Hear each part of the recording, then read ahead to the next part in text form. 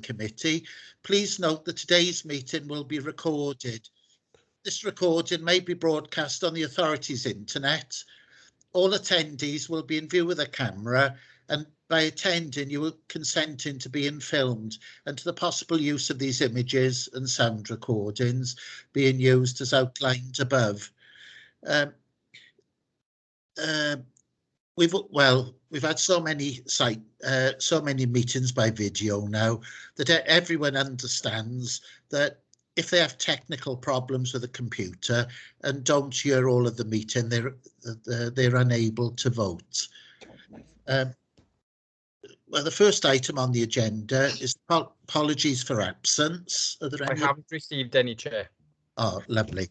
The second item on the agenda is declarations of interest. I'll have to declare an interest in P210244, 3 Chestnut Way. I know the licensee, the person who's got the lease there quite well.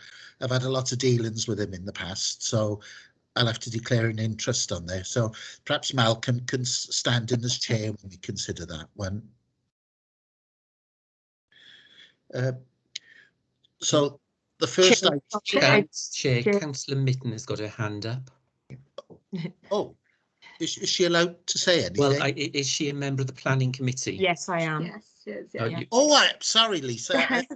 Yes, in which case Councillor Mitten may speak, yes. Thank you. I just want to declare an interest in agenda item number 6, P210424, Stephen St George. I'm a trustee at the Stephen St George Charitable Trust. Thank you, Chair. Thanks. Right, so for the record, the 2 declarations are both personal and prejudicial? Yes. Yes. Yeah, thanks. So the next item on the agenda is P210244, 3 Chestnut Way, Gurnos. I'll have to declare an interest, so perhaps Malcolm Colburn can take over as chair for this item.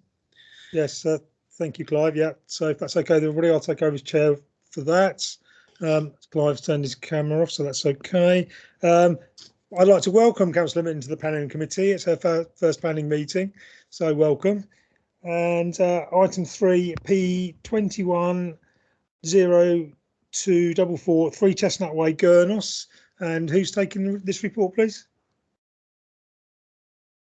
Chair, I'll be taking this report. Yeah. Okay, thank you.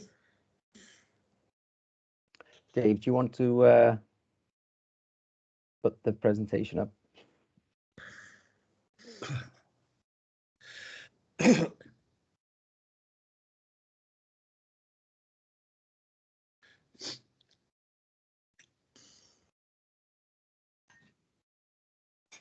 Okay, thanks, Dave. Okay, this application is for the change use of a retail unit to a restaurant. Councillor Jeremy Davis has requested the application be called to committee due to parking concerns. The application is located within the local retail centre of the Gurnos, and a car park which has 24 spaces is located at the front of the commercial units. You can see the application site there outlined in red, and you can see the car park in front of it. We'll probably see more slides further on as we go on, which give an indication of the site a little better. Perhaps we can go on to the next slide, Dave, actually. Yeah, so there's an aerial view. As you can see, the buildings are there, and then the car park in front. You can see the cars parked in the car park. Next slide, Dave. Yeah, so it's a simple building, and all that's being proposed here is the change use of the retail unit. So you can see the existing shop floor to the left down the bottom, and on the right hand side there's the proposed ground floor layout. You can see a small restaurant area, sitting area to the front, followed by a servery area, and then the kitchen areas and store to the rear. You probably see a small flue on top of the building to disperse the odours from any cooking. As you can see, it's a small flue, but it is there to serve a purpose. Next slide, Dave. Yeah, there's the front of the building. So it's the second one in from the right-hand side. And the second photograph there is the rear of the buildings. Next slide, Dave. Yeah, there's a picture from the main road. Actually, it's a Google image. You can see the car parking area to the front with 24 spaces. You can see the nature of the area there, which is shops and other uses such as takeaways. Sorry, thanks. As a result of the publicity exercise undertaken, a petition was submitted with 124 signatures and 1 letter of objection. The letter of objection is from the occupiers of Charcoal Grill, which is an which adjoins the application site, and that raises concerns about parking and the financial impact on the neighbouring business. The petition also raises a concern about parking as well as odour, litter, verming and unsocial behaviour. There were no objections as a result of the consultation exercise undertaken. The principle of changing the use of the premises to a restaurant is acceptable, and given it's been vacant for over 2 years, the proposal will have a positive impact on the local retail centre. As the report highlights, there will be no significant adverse impact on neighbouring residents, and cooking odours could be adequately controlled by suitable extraction systems. A car park is located to the front of the application site, and the proposed use will not increase car parking demands beyond those which would occur as a result of the permitted A1 shop use of the premises. As members will be aware, the concerns raised about the competition are not material planning considerations. And finally, there's no evidence the proposal will attract vermin, and in any event, this could be controlled by other legislation and environmental health. Therefore, the application is recommended for permission as highlighted on pages, in line with conditions as highlighted on pages 11 and 12 of the report. Thank you, Chair. Okay, thank you. Councillor Clive Jones has got his hand raised. Thank you, Chair. On page 6, under the heading proposed development, it states there that the front half of the premises would be subdivided to provide a seating area with a seating capacity for 10 people and a food preparation area. And I think a large part of the unit would be for storage purposes. Could you confirm what the rest of the building will be used for, or is it just that one part for seating? Yeah, Dave, can you just go back to the layout plans? It's not a very big building at all, Councillor Jones. Actually, it's a fairly small unit. Hopefully, Dave can scroll down. There we go. So if you gone one too far there. Yeah, if you look at the bottom right-hand side layout, you will see there the seating area on the left-hand side of the building, then the counter, then the servatory, and then the storage area. So it's a fairly narrow, small building. So the seating area is at the front, and the rest of the building is taken by the cooking facilities, the storage facilities, and WCs. Thank you. I got 2 other questions, Chair. What was this unit used for? Because I note from the report it's been empty for 2 years. What was it used for up until 2 years ago? I think it was an A1 unit, so it's a shop. I'm fairly sure it was a news agent. I wouldn't put my life on it, but it was an A1 use, yes. Right. And one other question. One of the objections from the 124 people who've signed it refers to lack of parking. Yes, there are 24 spaces there in front of the shops, but am I right in saying that in the streets very close by, that there is parking available there, which is not restricted? Yeah, there is on-street parking available in the surrounding streets, and as I said in the presentation as well, we can't forget what the permitted use of the premises are as well. and that also could attract a substantial amount of cars using the site. But it being a local centre, there are a number of different uses in that area. We don't think this use would increase car parking demand in that area beyond what is required for the permitted use of the site. And through you, Chair, some of these streets are very close by to the shopping precinct. Yeah. A matter of yards away. Am I correct? That's correct, yes. Yeah, thank you. Okay, thank you, Councillor Jones. Councillor Lisa Mitten, please. Thank you, Chair. Just want to follow up on the parking query, really. You know, reading the report, I can understand, and just hearing what the officer has said regarding parking. However, the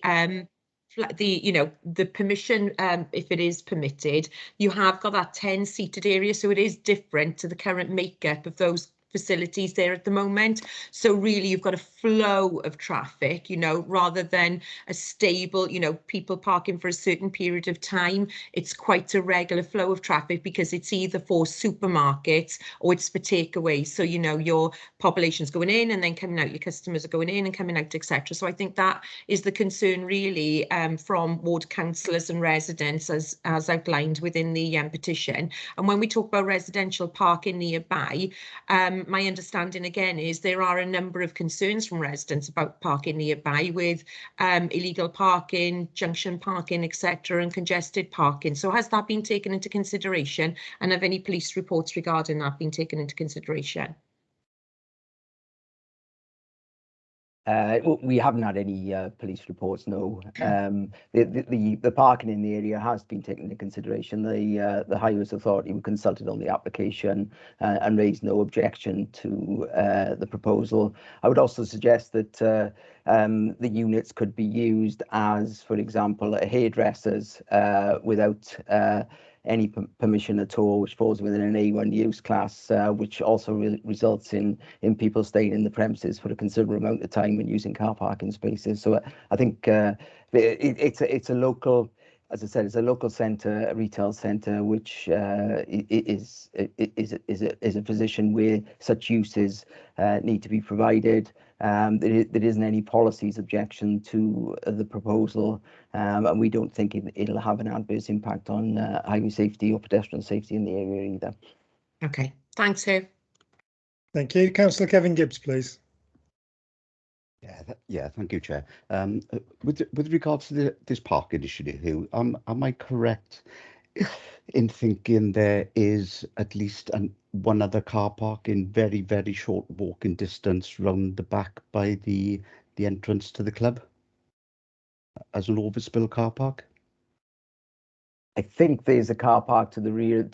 It's a long time since I've been up there, to be honest with you, but I think to the rear of the units, and I think you got to the right hand side as you're looking at it. I think there's a car parking area there, yes. But as I said, I haven't been there for a while, so I wouldn't. I'll take your word on that, to be honest with you. All I would say is that, you know, the parking, the facilities have been carefully considered, and there's no objection from the Highways Authority on that issue. No, lovely. Thanks, Howard. I just wanted to clarify that point, that there is another car park around the back in very short walking distance. So while people may have their reservations regarding this car park here, there are plenty of alternatives that they could use. Thank you, Chair.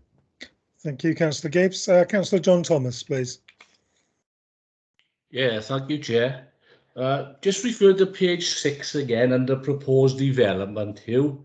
It states there the opening hours are between 10 AM and 11 PM. And then in the objection letter of the 124 signatures, they've got on it under number 4, unsociable hours. What's the hours of the other sort of outlets that are there? What hours do they undertake? My understanding is that the takeaway facilities in that area are open to 11 PM, anyway. After 11 p.m, if they're open, they're subject to licensing as well. So they require permission from the licensing in department. But my understanding is that the takeaways in that area are open till 11. Yeah, thanks for that. And one other one then, just follow up on Councillor Clive Jones there with the maximum of 10 people there. Is it a takeaway restaurant as well, or is it just a sit-in restaurant? The application is for a restaurant. However, you're probably aware that a restaurant and a takeaway fall within the same use class. So there's no, it could also be used as a takeaway facility, yes. Yeah, great. Thanks for that, Hugh. Thank you, Chair. Okay, thank you, Councillor Thomas. I understand that there has been a suggestion that a site visit may be in order. Would anybody like to propose that, if that's the case? Excuse me, Chair. Councillor Declan Salmon had his hand up. Thank you both. Thank you, Chair. It was for this reason I was raising my hand. To be honest, I was waiting until the debate had gone through. I mentioned it in the pre-meeting. Councillor Jeremy Davis had asked the Chair, could he ask for a site meeting following the submission of a petition with 124 signatures? As the Chair has declared an interest in this item, I'll raise it myself, and can I ask members if they would consider a site visit to take into consideration those 124 residents that have signed the petition and look for themselves to see the issues. Yeah, before you go any further, Councillor Salmon, could you actually give the planning reasons as to why you'd like a fact-finding visit? Yeah, I think the main issue that has been raised will be the impact of the use on parking in the surrounding areas and streets. So yeah, parking issue. Okay, so it's the parking issue. So having proposed the fact-finding visit, can I also mention as well what was on the petition, just in case?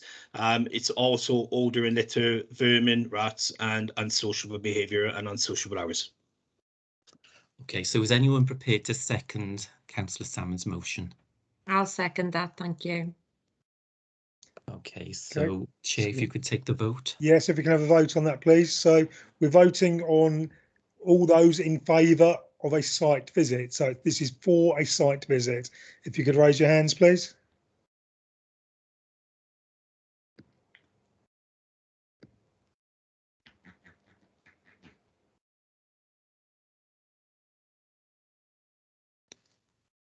Okay. Okay, thank you. So that's 5 in favour of a site visit. Anybody opposed to a site visit? Can you raise your hands, please?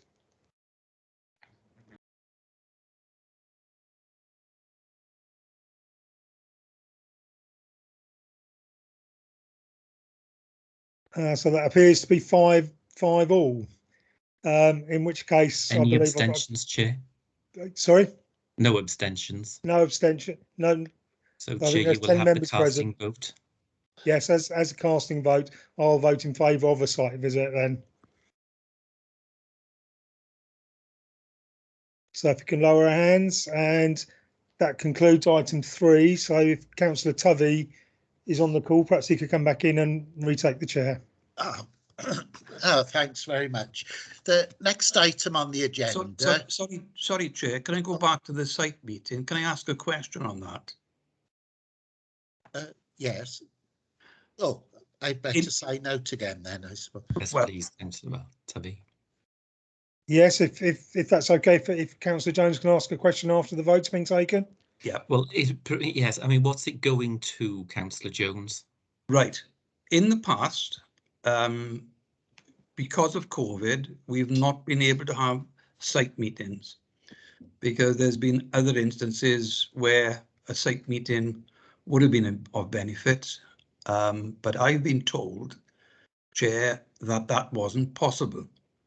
So with the restrictions that are still in operation at the moment, do I take it that the site meetings for any purpose now is back on? I can't actually answer that, Chair. Obviously, any site meeting would be subject to any restrictions that the Welsh Government have got in place at present. It will be arranged by the Democratic Services Department as usual, but I'm fairly sure that outside meetings, there aren't actually issues at the moment, are there? But I will check that before any meeting is arranged. But at the moment, it's been voted that there should be a fact-finding visit, and obviously that will have to happen as and when those can occur. I think that we need to have this clarification in writing to all the planning committee members so that we are quite clear for the future that either these can happen or they cannot. Okay, thank you, Chair. Okay, thank you. Councillor Councillor Jones. Mitten. I just wanted to perhaps help the monitoring officer with that question. So the legal restriction regarding working from home, so as employees, as councillors, etc., was lifted. The restrictions that would be in place on a fact-finding visit would be that we would still adhere to social distancing and wearing masks if we had to go internally into the building rather than it be outside. And on future fact-finding visits for planning matters, then again it would depend on the premises and the dimension of the premises whether or not we would have to wear masks inside and socially distance inside as well. But I know that, you know, inevitably we can look at further information, but in this one, in relation to the fact-finding visit, the site visit, it's not necessarily the internal issue that's a concern, it's the external parking, vermin, etc. So I imagine that a site visit would be quite feasible to go ahead. Thanks, Chair. Yes, thank you for that, Councillor Mitten. Obviously, any fact-finding visit, should it go ahead, will be subject to any regulations in force at the time of the visit. Okay, thank you for clarifying that. So now if I can invite Councillor Tavy back into the meeting to take item 4. Thanks for that. Item 4 on the agenda is P210144, 78 Hill Reader Beath. I think Hugh was taking this one. I am, Chair. Yes, thank you very much. So this application is for a 2-storey rear extension, first floor rear extension, and a ground floor and first floor terrace to the side of the property. Councillor Salmon has requested the application be reported to committee to consider the impact of the proposed development on the local area and upon neighbouring properties. As a result of the publicity exercise undertaken, 1 letter of objection was received from the neighbouring property, number 77. The main planning objections relate to loss of light to the garden and the adverse visual impact and overbearing impact of the extensions. So there's the property highlighted in red. Next slide, please, Dave. And again, there's an aerial of it. You can see that the properties to the north actually front onto the open space to the right-hand side of those properties. Thanks, Dave. So this is the proposal. So the bottom plan shows the site. The top elevations show the proposal as existing. The bottom drawings show it as proposed. Probably the better plan is on the right-hand side, which shows an extension, a 2-storey extension, which is combined with a flat roof extension to the rear of the building. On that plan, which isn't the best plan, I must admit, you can also see to the left-hand side that there's the extended balcony. There's better plans further on in the presentation. It'll give a better indication of what's happening there. Can we try the next one, Dave? Yeah, probably you can just see on the side elevation there that the extension to the rear, the top one's the existing, the second one's the proposed, and the bottom one is proposed as well. But you can see the 2-storey extension coming out to the rear of the property. Next slide, Dave. Yeah, the floor plans are there. I won't go through them at the moment, but it's probably better if you go on to the next slide, Dave. Okay, so there's the property. there at the bottom. The top one gives an illustration of the proposal, which are the better ones for you to get a better understanding. I think you can see the two-storey extension to the side, which is basically a balcony at first floor and an open area to the ground floor as well. And at the rear there, you can see the two-storey gabled extension, which is attached by a first floor flat roof extension to the property. One of the reasons for refusal of this application is the design of these additions and their mass and bulk as well. As you can see, the design of the opened extension to the side doesn't really reflect anything in the area, and it certainly doesn't reflect the character and appearance of the existing property. The extensions to the rear, which are very bulky in their appearance, the flat roof adds to that bulk and disharmony with the existing building and surrounding buildings, which you can see from the photographs later on as well. But also it's a major bulky proposal which has an adverse impact on the character of the existing property and the surrounding area. The extension to the side, which is the first floor flat roof extension, has a considerable impact on the neighbouring property as well. To the side of that, in terms of loss of light and overbearing impact as well, which is the second refusal reason for this proposal. Members will note, as I just said, there's an objection from that neighbouring property because of loss of light and the overbearing impact of that extension. Next slide, Dave. Okay, so that's the existing. The top left-hand picture is the existing property. You can see there's an existing single-story extension at the rear there. That's where the flat roof extension is going on top of it, and to the side of that, that's where the two-story element is going. So that joined together, as I said, the mass and bulk of that is quite substantial on the back of this building.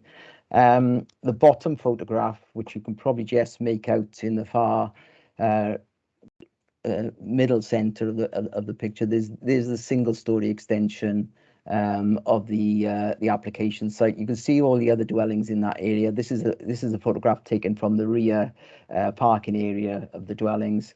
You can see all the other dwellings in that area haven't had substantial extensions to them, and this one will be and that's the reason why this one, because of its mass and bulk, will have an adverse impact on the character and appearance of the area.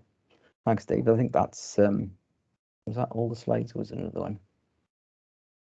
Yeah, that's all the slides for that one. Okay, thanks.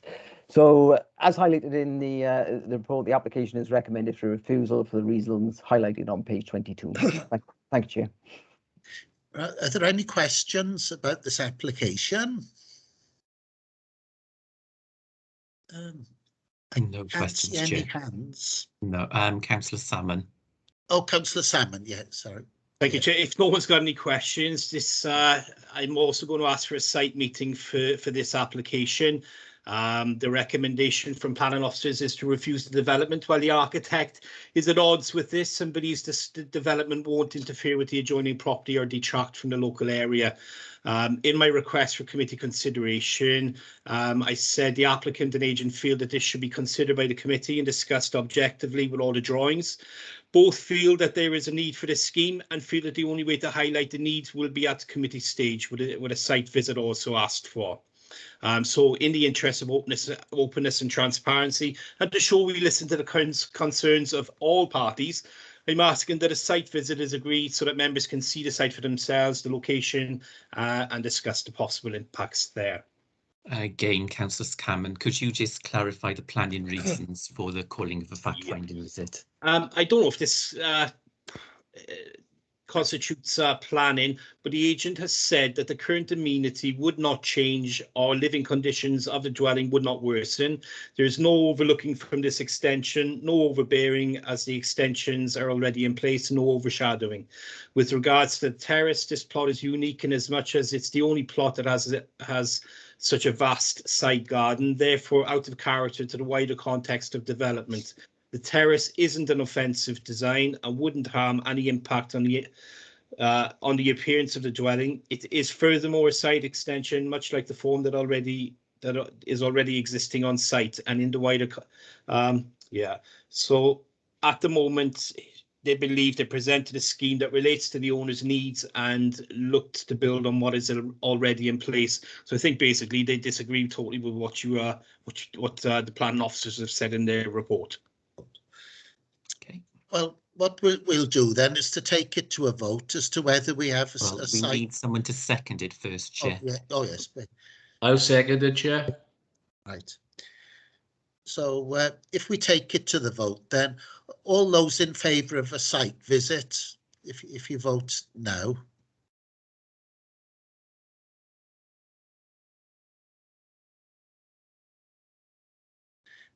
I can't see the final count. No, well, we've had 5 in favour, Chair, so if we could have those against.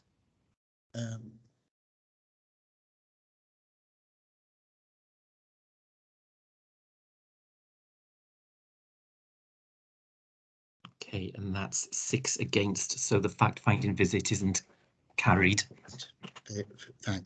Thanks.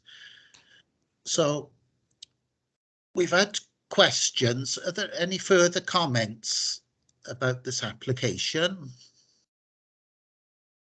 before we take it to the vote? I can see Councillor Gibbs has got his hand up, Chair. Oh, fair enough. Sorry, I can't see all the hands. Oh. Councillor Gibbs? Yeah. That's all right. Councillor Jones. Mine's just taken a while to drop down. I haven't got any Okay. questions or comments. Chair. Councillor Jones has his hand up. Councillor Jones, yeah. Sorry, is this a question or a comment, Chair? We're on to comments, I think, now. Yes. Right. Well, having read the report from end to end, frankly, I'm of the view that the arguments and the reasons for refusal have been made out by the planning officers dealing with this case.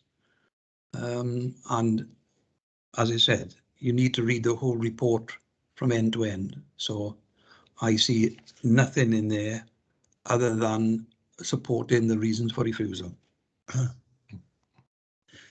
So, Councillor Salmon?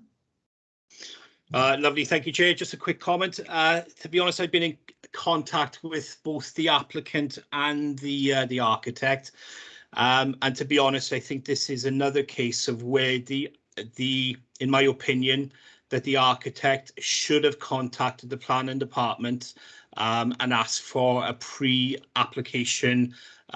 Is that what it's called?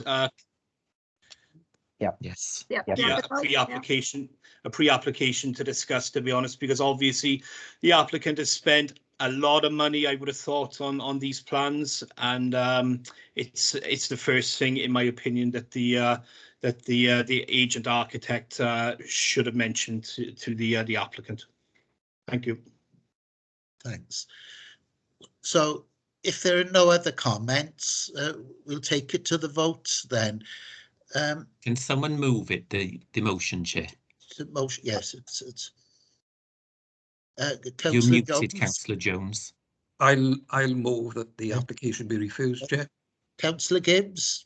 I'll second that the application is to be refused, Chair. Right, you are then. So we'll take it to the vote. All those in favour that the application be refused, vote no.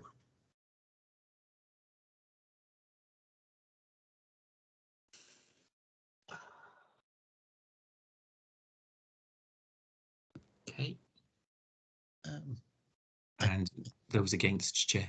Yeah, those against.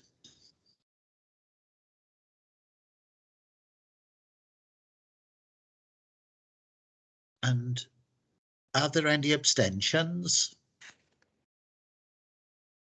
One abstention. Okay, so that's carried, Chair. Carried, thanks. The next item on the agenda, plan application P210416, land at Springfield Rise to Harris. Understand that David's going to take this application, run through Yep. this application. Yeah. Okay, thank you, Chair.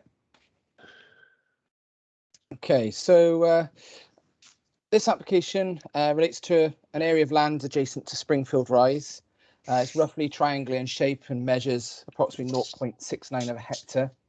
The site itself is largely made up of disturbed ground with some significant changes in levels, which includes a steep embankment and a raised plateau area. The site itself is in quite a poor condition, and that's largely a legacy from previous residential development that commenced there and was later abandoned. So this is the extent of the application site. You'll note the larger area on the one side, that's where the main part of the development would be located. And the proposal includes the existing access road as well. Just take you on to the aerial photograph. So as you can see the remains of some of the disturbed ground there, which was the footings were put in for some houses. Not really sure what happened, but the development was later abandoned, and so it's been left in a pretty poor state now for some time. Planning permission is now being sought for the construction of 23 affordable residential units, which would comprise a mixture of semi-detached and detached dwellings, as well as a block of 14 flats. The proposal includes largely 1 and 2 bedroom residential units, although there are a small number of 3 and 4 bedroom units as well. Show the layout. So the 2 blocks to the one side, which are sort of in the purple colour, they are two 3-storey buildings which accommodate essentially 2 flats on each level. The block A here has flats also in the roof space, so in total there's 14 there, and the other units there, which are in different colours, are well, detached or semi-detached houses of slightly different designs, but generally of the same sort of appearance. Part of the scheme also includes, as you can see here, the extension of the existing access road. So at the moment, there's up to this sort of hammerhead that's already in place, albeit partially constructed and not completed. This would be extended to in the 2 directions to serve the new houses. And also, as part of the application, the existing access, which sort of where you come into the site, the bit that sort of obviously branches, you know, immediately adjacent to the site, but also where it branches away adjacent to the larger properties over on the sort of northern side. The roads there will also be improved up to adoptable standards. I've got some photos later, and you can sort of have an impression then on the sort of quality that they're currently in. There were no objections raised by any of the internal or external constitutees. And on that point, I should highlight as well that we've now had a response from Welsh Water. We didn't have that response at the time of writing the report. They've not raised any objections to the development either. And in terms of drainage, generally that will usually come under SAB. So there'll be a separate process for them to sort out the drainage as well. However, as a result of the publicity exercise, 1 letter of objection was received. This highlighted concerns in respect of the proposed flats, with the building not being in keeping with the surrounding area, which they consider to be an eyesore, particularly given its elevated position as well. It was also noted that they would strongly oppose any diversion of the right-of-way. At the moment, the right-of-way starts in the sort of the southern corner. There's a bit of a track there at the moment, although at times it gets a bit overgrown. The alignment of it actually sort of cuts across through the site, albeit part of it is actually, you know, not very accessible due to the levels. And as I understand it, it actually extends behind these larger properties, which is now no longer accessible because they've extended their gardens up to the boundary, and then it sort of comes round the back at the far end of the estate where it rejoins the road. I believe there may be other connections then further north. So part of the application is not really to, you know, the right of way will still remain a through route to some extent, but they'll obviously need to readjust its alignment, so you'll still be able to enter it from the southern part of the site. But at the moment, where it cuts across at a funny angle, it would be essentially realigned to, you know, the existing, the proposed footpaths will take up that route. There is an issue, I suppose, which is not really for this application to resolve, but obviously there's a point where it sort of terminates, and that's something that I guess that will have to be considered when they put an application into the rights of way division. As highlighted in the report, the application site has been subject to a few planning applications where permission has previously been granted for its residential development.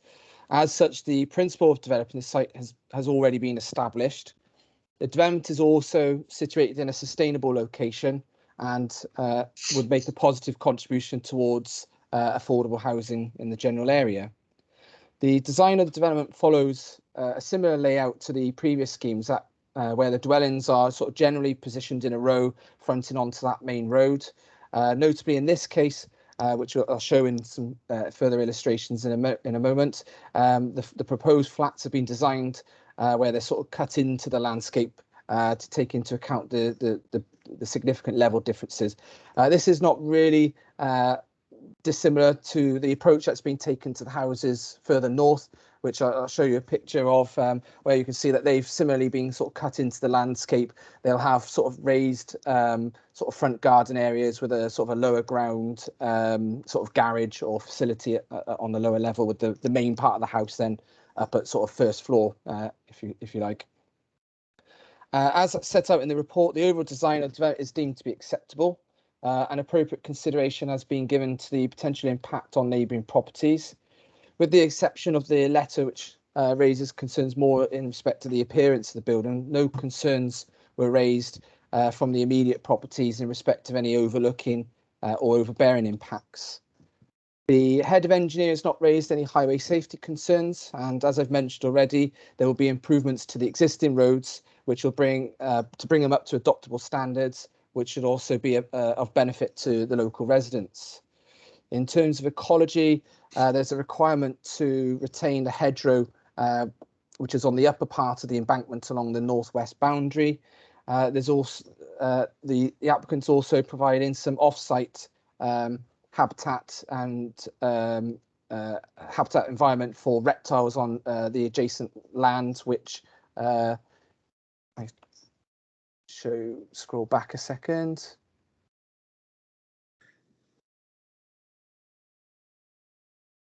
So the applicant owns land across the way there.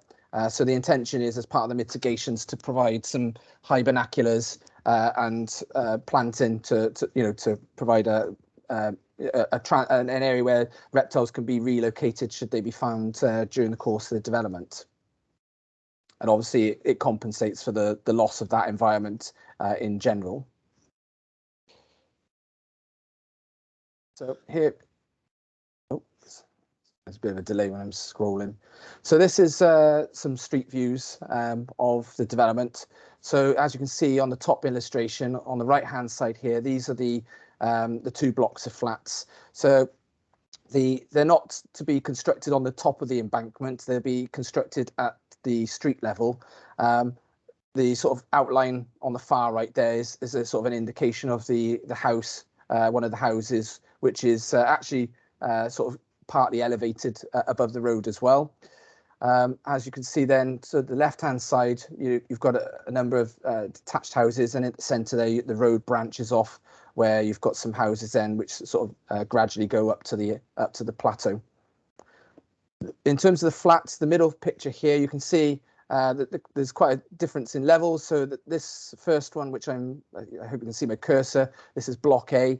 The corresponding side of it on the reverse, it would actually appear essentially as a single-story building, like a bungalow, if you will, with a 2-story. So you can see this, the level differences is quite significant.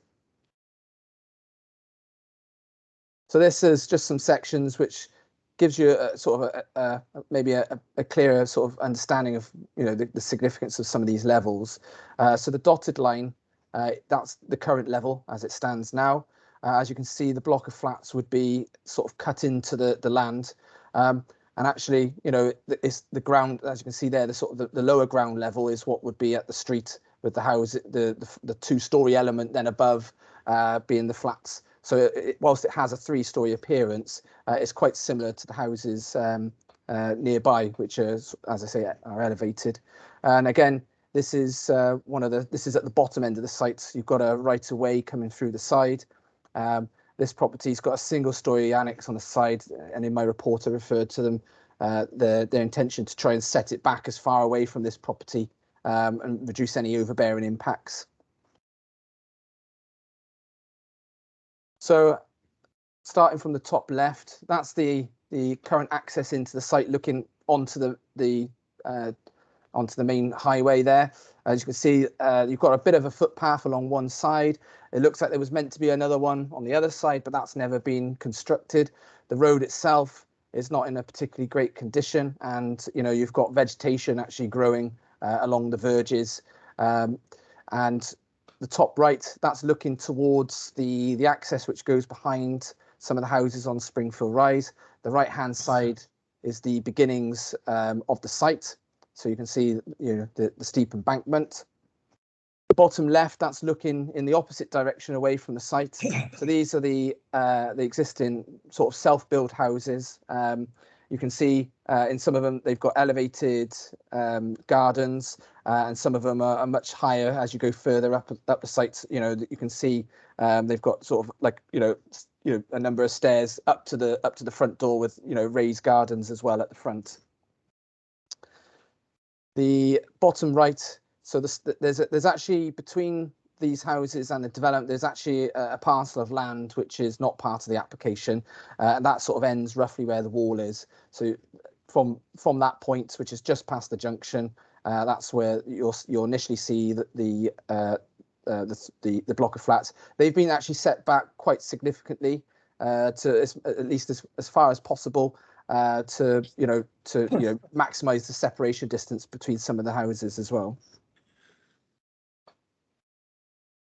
The top left, as you can see, the houses which are essentially immediately opposite the block of flats, they've kind of got very limited privacy in their gardens in general. As you can see, the middle plot here, the gardens are sort of on a lower level. The upper parts is like a hard standing area, and most of them have like a railing which you can usually see past. Some have taken measures to screen that, and obviously that gives far greater privacy. Others have got some structures, like sheds or garages, which they've constructed. The top right is sort of halfway up the embankment, I suppose, and that's roughly, I would say, not too far off near the top of where the flats would be. So you can sort of get an impression that the views across the houses, as best as they possibly can. The gardens are reasonably private, especially if they do introduce additional screening like some have.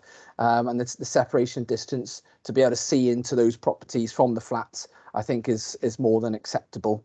I think in my report I've mentioned it's something like 28 metres. Typically, if you've got houses on a similar level, they might be 21 metres. That tends to be the sort of planning rule of thumb. But obviously, depending on whether your house is positioned higher or lower, you might increase or reduce those distances. The bottom left picture, that's looking towards the south part of the site. So in the far corner, there's a bit of a track there, which is part of the right of way. As you can see, it's less than ideal for people to walk across. There's various pit holes and structures and remnants from the past developers. The view to the picture in the bottom right is the view towards the embankment. There is actually a little bit of a track which people have created, I suppose, just to get to the top, but yeah, it doesn't really go anywhere. So I've got a couple of videos just to give you a sort of hopefully a sort of a better impression of the scheme, putting all the photos together essentially. I'll just give you a second to look at these. So at the back there, you can see the steep embankment, which has got an access lane to a property. You can see this is where the flats would be constructed, and all of this would be cut out to accommodate it. And obviously the site is in a less than ideal condition at the moment. A lot of fly tipping and rubbish. Probably security, safety concerns, with the rubbish that's been left there. And then finally, this just gives you an impression of the access. So as you can see, there's no real footpaths at all across the rest of this part of the site. So there's no pedestrian segregation or anything like that. It looks like at some point someone has tarmacked it because it is a private road, but you know, it's not been done to the standard you'd expect. So you can see a lot of the gardens generally are sort of elevated. This is the approach into the site. So the flats would sort of be on the side there. That would remain vacant.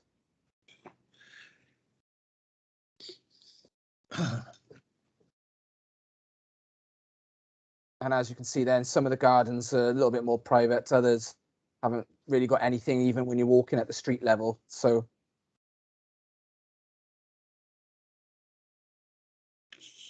I think that's it.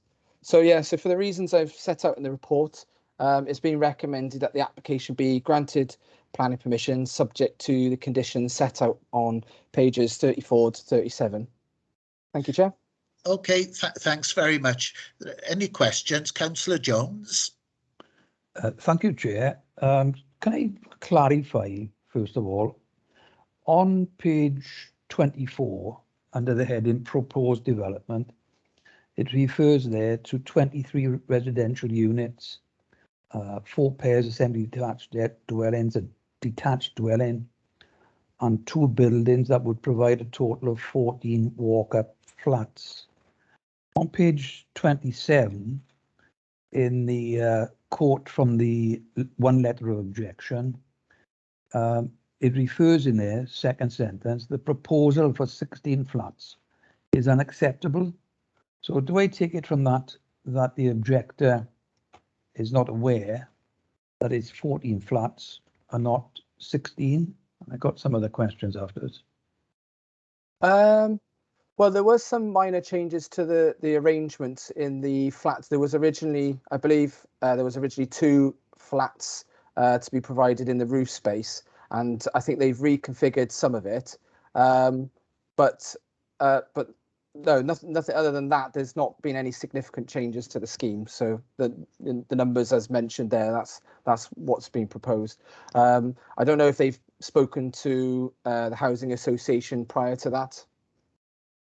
Right, but as far as they did undertake a pre-application consultation as well, you see. So right, but as far as yourself and the planning department, it'll be 14 flats and not 16. Yeah. Okay. In relation to the one objection there from the same objector, says the diversion of the right of way would be strongly opposed. I've read the report, and I've just said that this right of way can be slightly aligned, diverted. Obviously, that's got to go through and dealt with by the rights of way department. Mm-hmm.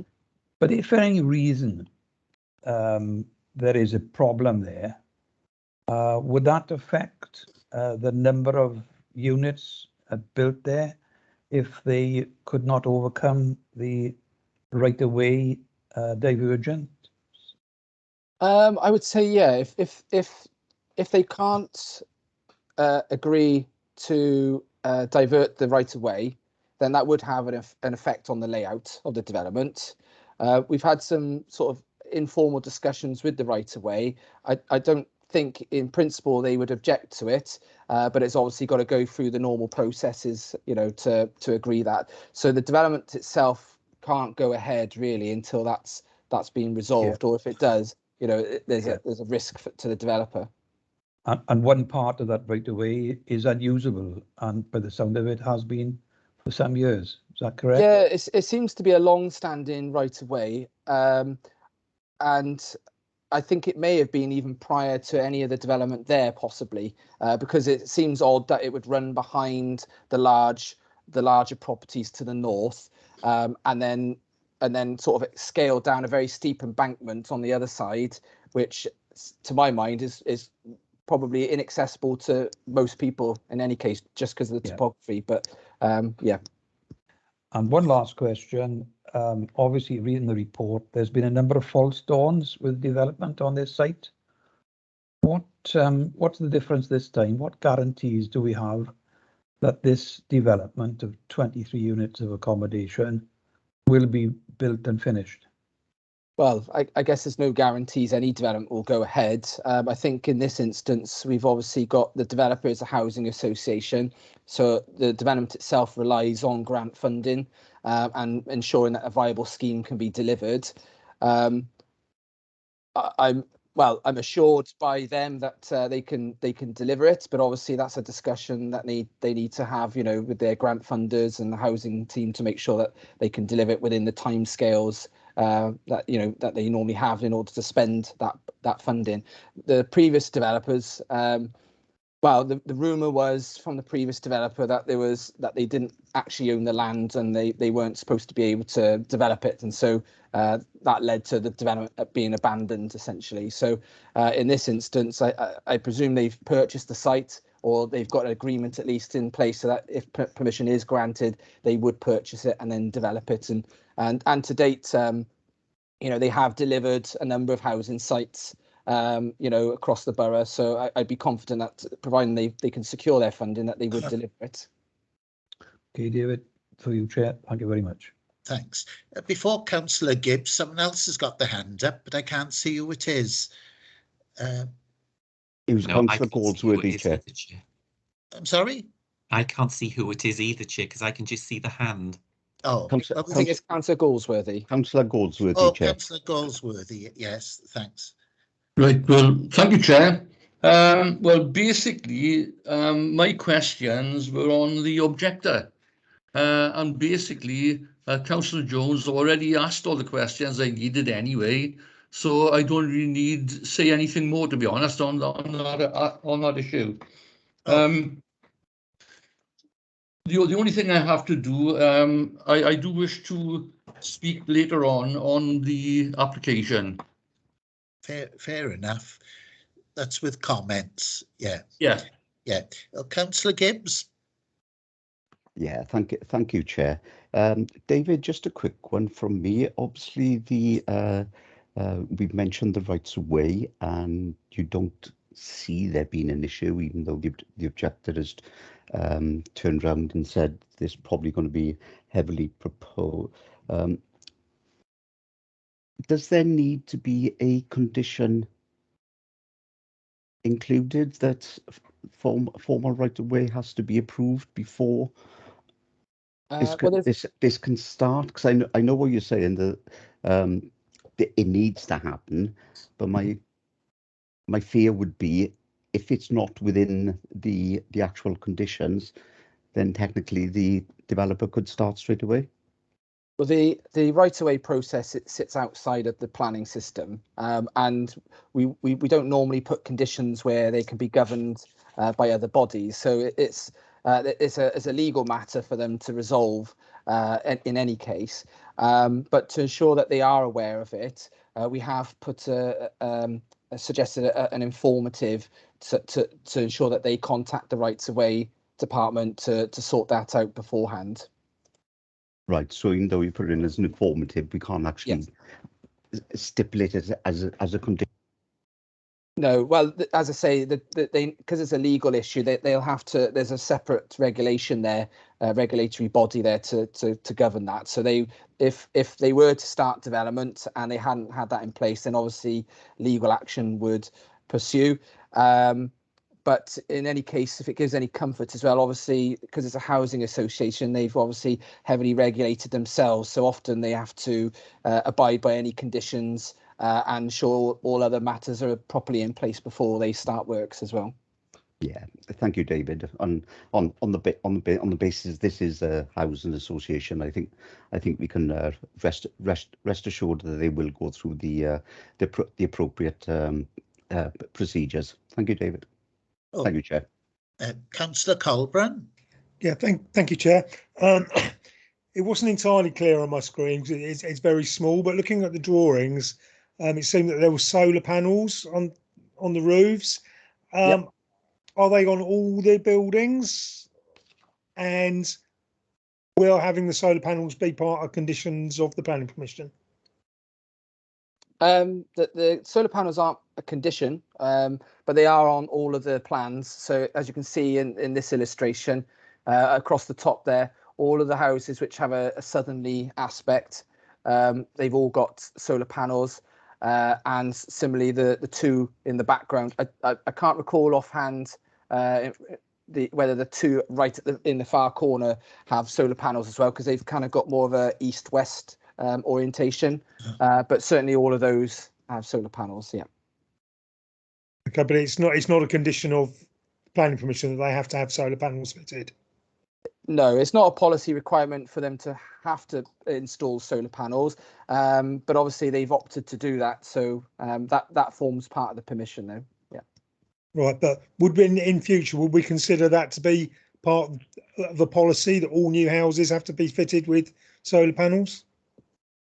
I mean, it's certainly something that can come up and be discussed in a future LDP review, but at the moment, obviously, the policies in place favour, developments which embrace renewable energy as much as possible, but at the moment there's no requirement that they have to provide specific features on their properties. Okay, thank you. Are there any more questions? I can't see any hands, so we go to comments then. Councillor Galsworthy. Yeah, thank you, Chair. Yeah, I've got some comments I wish to make here. I had some concerns about the right of way. Originally, I was thinking to defer the application because of it. After looking at the report, there are sections of the route being inaccessible.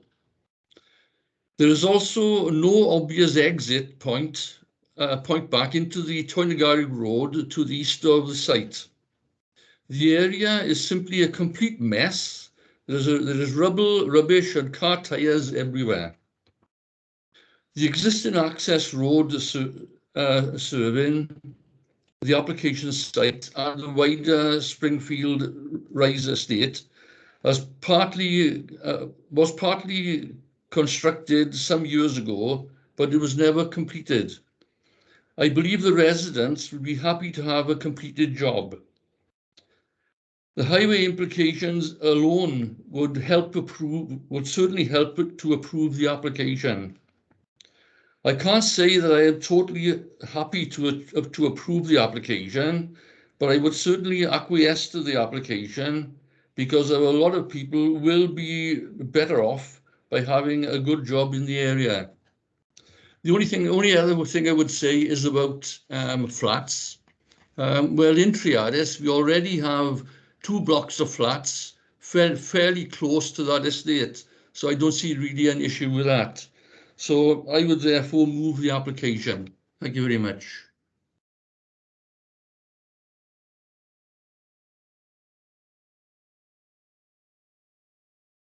You're muted, Chair. So, sorry, Councillor Jones. Okay, thank you, Chair. Yes, I got no hesitation in seconding the application for approval. It's 23 needed affordable homes, whether they're flats or properties in the county borough, and I hope that this scheme is a success. Thank you, Chair. Councillor Colburn. Yeah, thank you, Chair. Yeah, once again, Councillor Jones has stolen my thunder. Fully support this application. Much needed affordable housing within the borough, particularly in the south. So I'm quite happy to support this application. Thanks. Are there any other comments? Well, the motion's been proposed and seconded, so we'll go to the vote. All those in favour of the application, vote now.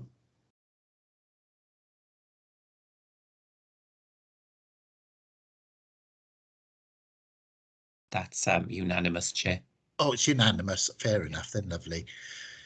The next item, the next item on the agenda is P210424 at Stevenson George, Goat Mill Road. I understand Hugh's taken this application and Councillor Mitten has declared an interest. So she'd have to turn off her camera. Okay, thank you, Chair. Yeah, this application is for an extension to the western side of the existing factory to provide warehousing and space for machinery.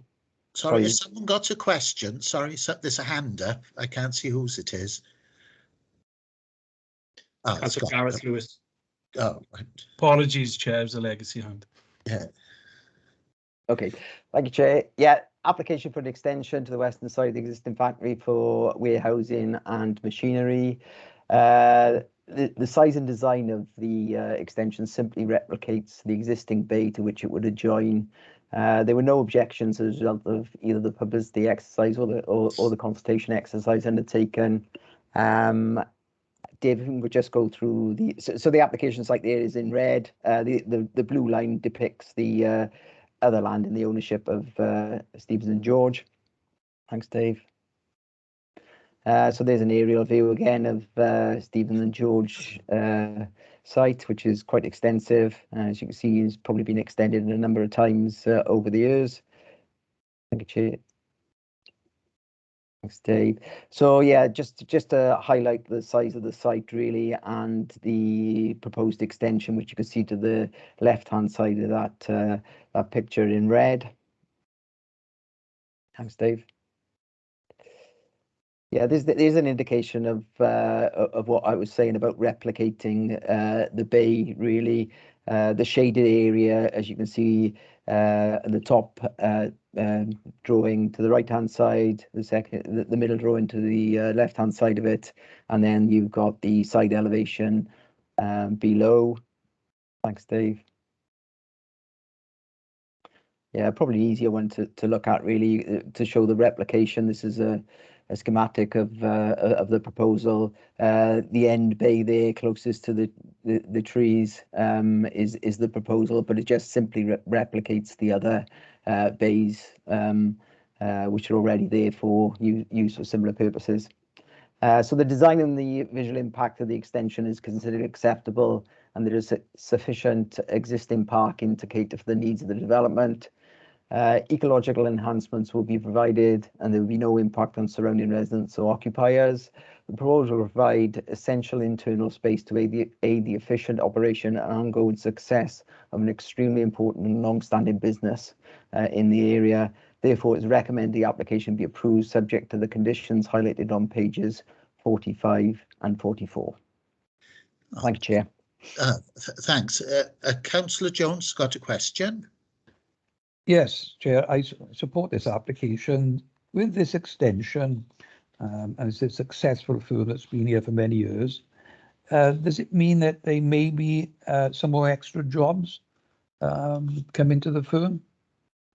Yeah, they haven't highlighted any extra jobs, Councillor Jones. No, not at all. But I suppose it's the ongoing success of the business, and I suppose keeping existing jobs is just as important these days. So I think yeah, they haven't highlighted that extra jobs have been created. Doesn't mean there's not going to be any in the future, but it's certainly required for the ongoing success of the building, which we're so fully supporting. Okay, thank you for the answer. Thanks. Thanks. Has anyone else got any questions? No. Are there any comments? Oh, Councillor Salmon. Thank you, Chair. It's along the lines of what Clive just said, and who, to be honest, it's I fully support the application. And although the plan and application form suggests no additional staff will be employed, as a result of the proposed development, the extension would provide essential internal space to aid the efficient operation and ongoing success of the business. So hopefully in time, it will lead to extra members of staff. Thank you, Chair. Thanks. Are there any other comments? So if there's no other comments, if someone would like to propose the motion that the application be accepted. I propose a motion, Chair. Councillor Gibbs? I'll second, Chair. Lovely. So we'll take it to the vote then. All those in favour of the motion, vote now.